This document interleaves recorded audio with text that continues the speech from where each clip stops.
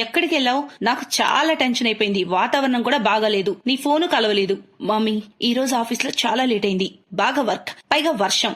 రావడానికి క్యాబ్ కూడా దొరకలేదు. చాలా కష్టంగా ఒక క్యాబ్ దొరికింది. ఇక ఇంటికి వచ్చేసాను అంతే. నాకు ఫోన్ చేయాల్సిందమ్మా. నేను స్కూటీ వేసుకొని వచ్చేవాడిని నేను తీసుకురావడానికి. నానా, వర్షం ఎంత పెద్దగా పడింది. నువ్వైతే ఇబ్బంది పడేవాడివి. అందుకే ఎలాగోలా నేనే వచ్చేద్దాం అనుకున్నాను. మమ్మీ, చాలా ఆకలిగా ఉంది నాకు. నేను డ్రెస్ చేంజ్ చేసుకొని వస్తాను. నువ్వు వెళ్ళి డిన్నర్ రెడీ చేయి ప్లీజ్. తర్వాత రోజు రాధిక ఆఫీస్ కి రెడీ అవుతున్నప్పుడు చాలా బాధగా ఉంటుంది.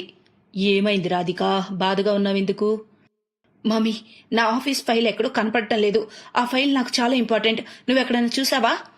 ఆ ఫైల్ నిన్న నువ్వు ఆఫీస్ తీసుకెళ్లావు కదా, ఆఫీస్లో మర్చిపోయావేమో. హా మమ్మీ, అయిండొచ్చు. నేను ఆఫీస్ వెళ్లి చూస్తాను.